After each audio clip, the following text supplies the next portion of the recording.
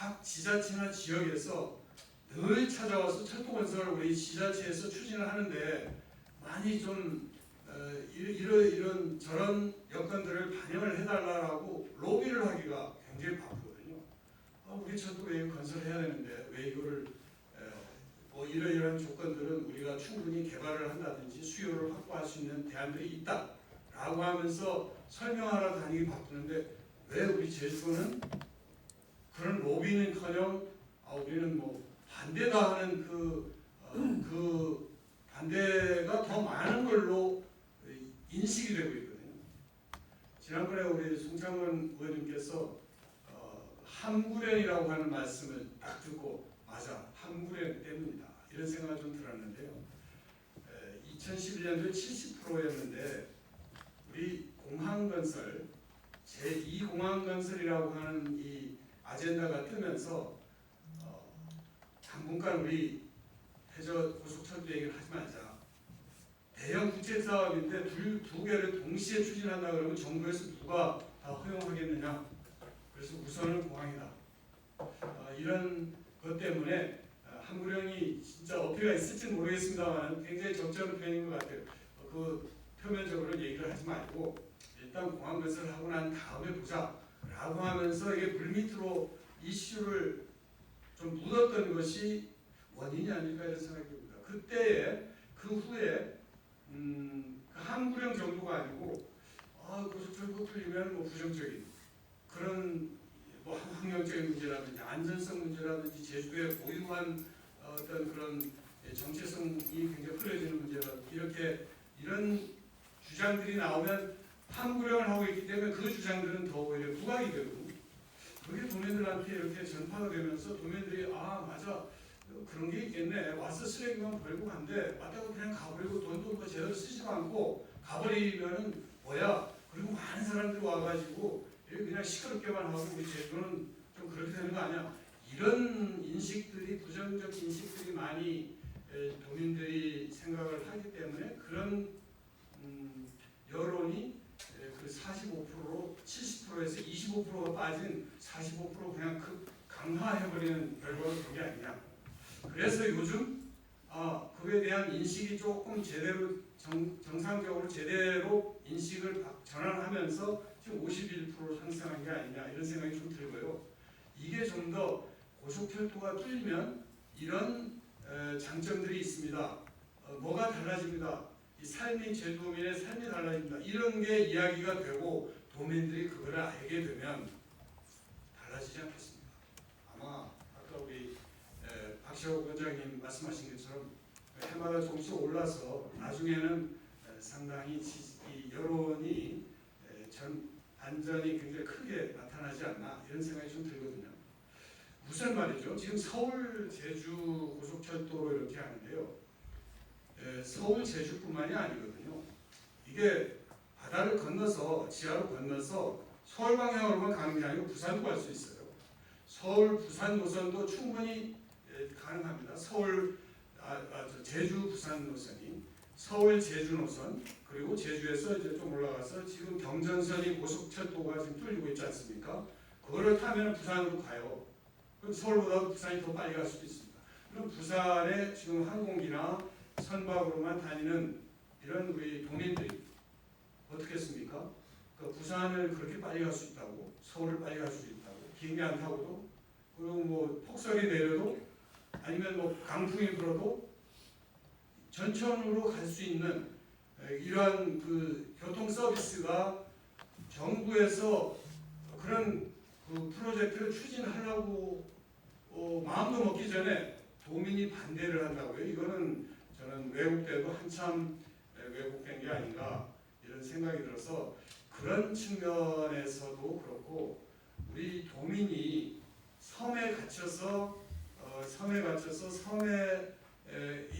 보니까 좀 바람 쐬러 어디 간다 그래도 비행기 타고 서울 간다든지 뭐 이렇게만 생각할 것이 아니라 도에서 성산포에서 모슬 보러 간다, 제주에서 서귀포를 간다 해도 그게 거기고 뭐 드라이브도 너무 짧고 뭐 변화도 없고 좀 가볍게 좀 어디 다녀오더라도 어디 뭐 남해 다도해를 뭐 가서 바람 좀 잠깐 쏘이고 온다라든지 도민들의 어떤 그런 생활 반경 그런 영역 이게 확대는 상당히 긍정적인 그런 요인들이 생기지 않겠느냐 이렇게 생각을 하고요.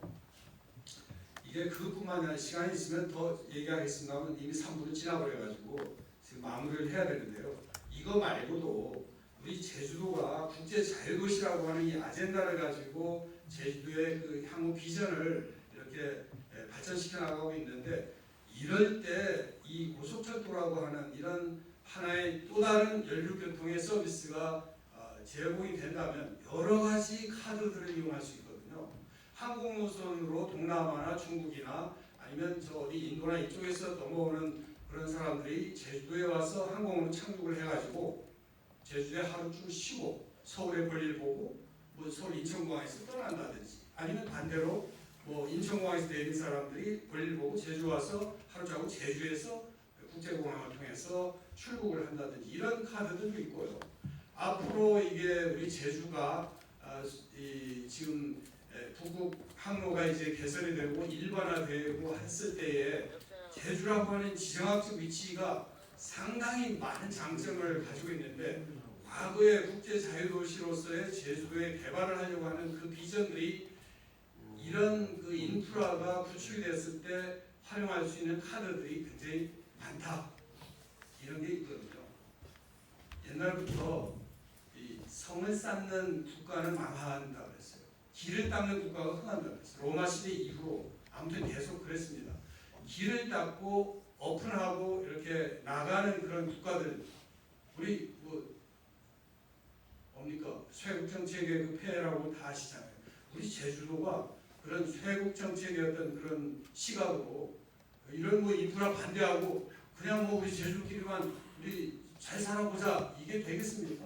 지역이 발전하고 뭐가 할 때 제주가 갖고 있는 특장점들을 저 세계 홍보하고 세계 사람들이 찾아와서 돈을 좀 쓰고 그리고 우리 경제가 나아지고 이런 여러 가지 카드들이 있는데 왜 그것을 우리가 반대하겠느냐? 그래서 따지고 보면 반대가 아닐 텐데 반대인 것처럼 느껴졌고 다행히 지금 51%가 찬성을 했는데요.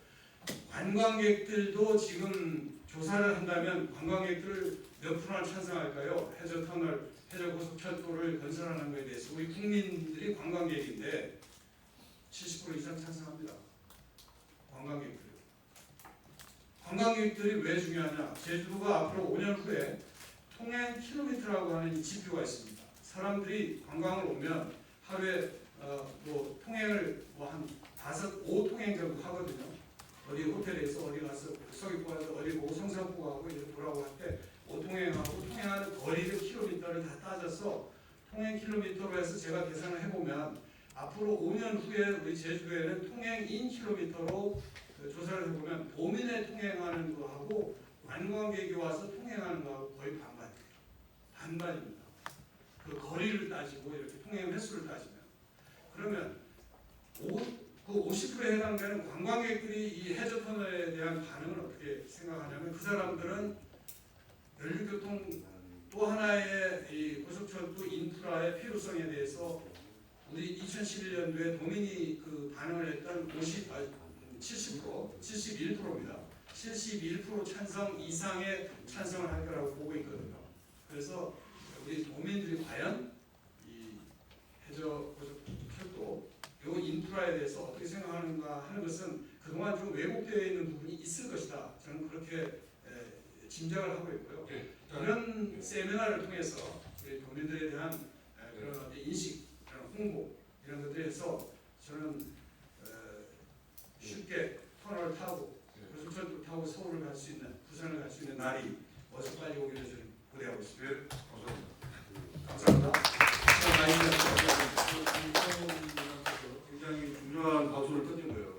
진짜 과연 제주도민은 우리 해저터널, 제주 서울 해저터널에 대해서 찬성하는가 반대하는가 또 어떻게 생각하는가? 저는 이 부분을 아주 뼈저리게 경험했는데 얼마 전에 작년 12월 제가 제주도의 미래 발전 포럼하고 저희들이 같이 공동 주최를 해서 대한민국 국회에서 이주를 했어요. 해저터널 제주 서울 해저터널 구축을 위한 정책 세미나를 대대적으로 했습니다. 저희들이 공동주최로 같이 하고 했었는데 거기에 이제 전라도 쪽에 있는 모든 기업이 다 참여해서 적극적으로 이 부분을 어떻게 보면 제5차 그 국가식도관계 그 터널 예산도 넣고 추진하자. 그래서 뭐 정말 대대적으로 했습니다. 근데 당일날 누구에 의해서 발견이 되고 있는데 그 같은 날 신문에 제주도에서는 이것을 반대한다고 발표했다고 나왔어요. 어떻게 보면은 그걸 누구의 의견으로? 과연 도민들의 의견인가? 그러니까 지금 말씀하신 것처럼 정확하게 그 도민들의 의견 또는 도민들에 대한 어떤 도민들이 이 상황에 대해서 정확하게 알지 못하는 상태에서 그냥 제주도는 반대한다.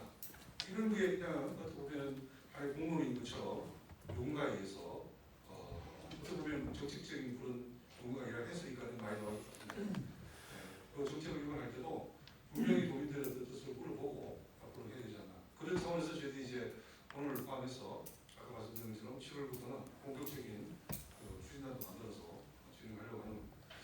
그게 어떻게 보면은 우리 도민들을 포함해서 제주도에게는 엄청난 마이너스 요인이고 작용할 수 있기 때문에 현실적으로 그 부분을 우리가 고민해야 된다. 말씀 감사하고요. 우리 다음에 우리 고창남 제주 건설 환경 포럼 회장께서 말씀드린 지금 3분들 예, 안녕하십니까. 예, 제주도환경 포럼 회장 맡고 있는 고창남입니다. 사실 오늘 저는 오늘 여기에 올까 말까 그리고 와서 이 얘기를 할까 말까 상당한 고민을 했었습니다. 무슨 얘기냐면은 제가 사랑하고 제가 열렬히 지지하는 오영훈 도지사에 대한 얘기입니다. 오영훈 도지사가 한 며칠 전에 우리 안동구 회장도 같이 갔었습니다만은 그 출판 기념회를 했었는데 차별을 넘어 특별로라고 하는 출판 기념회를 했었습니다.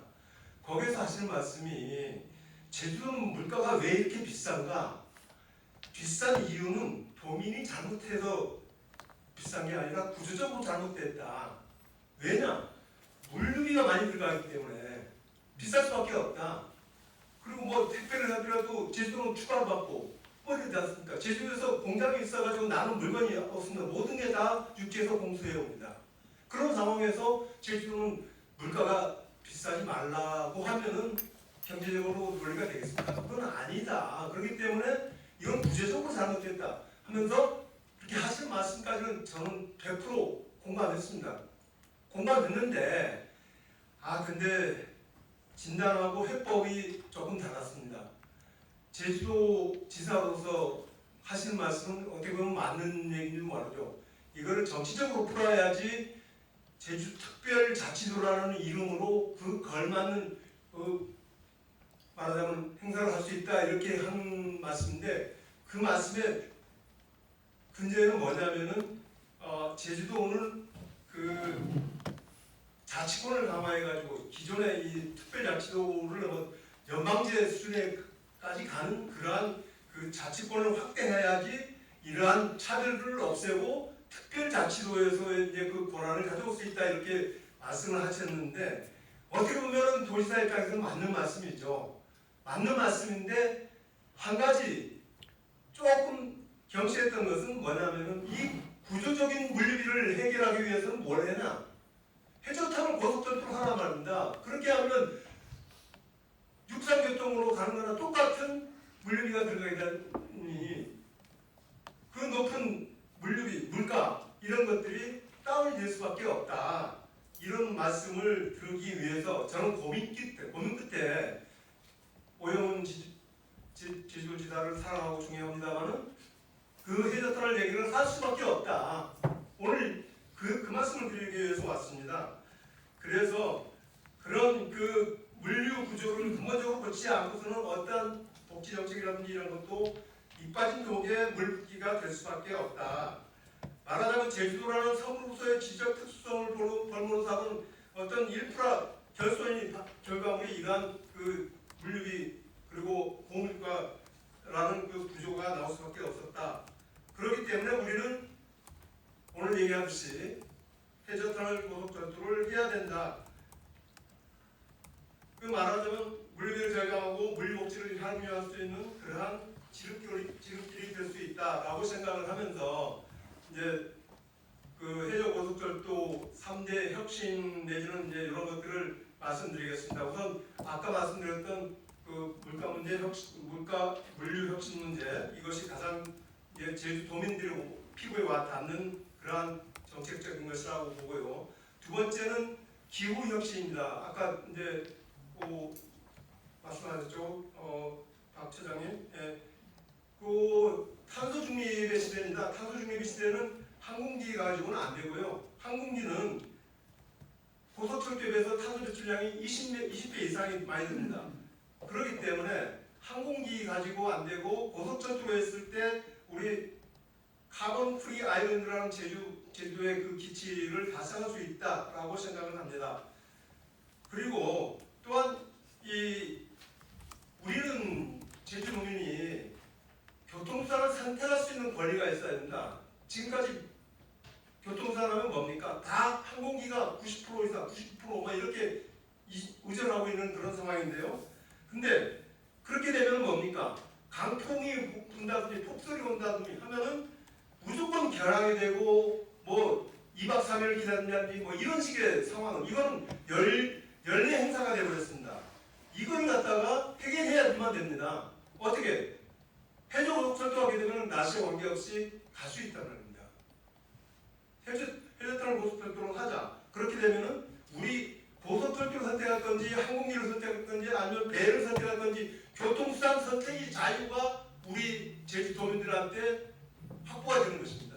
그렇지 않고서는 무조건 한 가지만 의존할 수밖에 없는 그런 말하자면 실망스러운 상황이 됩니다. 아까 말씀드렸듯이 여러분들이 말씀하셨듯이 대한민국의 시작점입니다. 유라시아 철도의 기점으로서 우리 제주도가 역할을 해야 됩니다. 그렇게 하려면 말하자면 해저 고속철도를 통해서 대한민국 공간 대혁명을 이루어내야 한다고 생각을 하고 있습니다. 이재명 대통령도 1월 달에 그 한중 정상회담 때 제안을 했습니다. 서울, 평양, 베이징 고속철도를 제안했고 시진핑 주석도 긍정적으로 반응을 보였습니다. 이거는 정책 하시는 분들이 좀 추진을 해야 될 부분인데 그렇다면은 서울, 평양, 베이징 고속철도가 되고 유라시아 철도로 가려면은 우리 제주도는 그냥 소외돼야 하느냐? 그건 아니란 말입니다. 제주가 그 유라시아 횡단철도 고속철도의 그 기점이 돼야 된다 이렇게 생각을 하고 있고요. 그래서 결론적으로는 육지 사람들, 우리 이제 육지 사람들이 그렇습니다. 누리는 고속철도 혜택을 제주도 사람도 누려야 된다. 그렇게 함으로써 제주판 그린 뉴딜, 인류의 대역사를 시작해보자 이런 생각을 하고 있는데 그 반대하는 사람들의 논리를 보면은 아까 말씀하셨지만 그 제주도의 고유한 가치가 상실된다, 생태계가 파괴된다, 성우수의 고유한 가치가 파괴된다 이렇게 얘기를 합니다. 일전에 그 경부수철도 하면서 그 생태계 파괴 얘기가 나왔던 것이 뭐냐 하면은 도룡뇽 사건이 있습니다. 경부수철도 부산 가다 보면 천성산이라고 있는데요. 2003년 10월에 지율 스님이 그거를 반대해가지고 결국은 소송까지 갔습니다. 소송 가가지고 한 3년, 한 5개월 끝에 결국은 도룡뇽은 원고가 될 수 있는 자기가 아니다. 이렇게 하면서 결국은 이제 그 대법원에서 최종 판결이 나왔었는데요. 그만큼 그 원고 당사자 능력이 없다 이렇게 해가지고 결론이 그렇게 나왔었는데 근데 지금 현재 고속철도 잘 다니고 있습니다. 천성산의 도룡뇽 건재합니다. 잘 다니고 있습니다. 우리 해저터널 고속철도 한다고 해가지고 생태계가 파괴되는 건 아닙니다. 그거를 우리가 지키면 됩니다. 자, 그렇게 말씀을 드리겠습니다. 그런데 우리 그 한 시민단체에서 이런 얘기를 했었습니다. 저는 이제 가끔 단톡방송 이렇게 하는데 제가 이런 이유로 해가지고 해저고속도로를 해야 된다 그랬더니 생태계가 파괴된다. 아까 제가 제주고수 성으로의 가치가 파괴된다. 이런 얘기를 하면서 한참 반대한다가 요번에 이제 약간 진보된 입장을 전향된 입장이 나왔는데 1단계로 수소 트램을 해보자. 아까 우리 이준 회장님이 말씀하셨죠. 수소 트램 제가 공약으로 오영훈 지사한테 제시했습니다. 그래서 지금 추진하려고 했는데 수소 트램을 경험하고서 환경이라든지 수요가 검증되면 해저터널 고속철도 해도 좋다 이런 얘기들이 반대론자들 사이에도 얘기가 나옵니다. 저는 그거에 대해서 100% 찬성합니다. 그래서 아까 우리 제주도는 옛날에 1920년대 고속철도 아니면 철도가 있었습니다. 제주도랑 궤도라는 철도가 있었음에도 불구하고 그게 폐선되면서 아직은 이제 경험을 못하고 있는데 수소 트램으로서 철도를 경험하고 환경적인 가치 이런 것들 수요를 검증하고 난 다음에 그러고 나서 해저터널 고속철도 저도 찬성합니다. 근데 오늘 갑자기 오면서 이분들이 하신 말씀이 그렇게 되면은 제주는 경제적으로 종속이 돼 육지에 이렇게 얘기를 합니다. 아니 그게 어떻게 종속이 되는 겁니까? 그게 종속이 된다고 하면은 옛날에 우리 아까 송창호 의원님 말씀하셨습니다. 탐나국 시대로 가자는 얘기밖에 안 되겠습니까? 그런 탐나국 시대로 가는 것이 아니라 대한민국의 일원으로서 탄소 중립이라는 환경 가치를 최고로 살리는 그 말하자면 지속 가능한 경제의 일원으로서 대한민국의 일원, 유라시아의 일원으로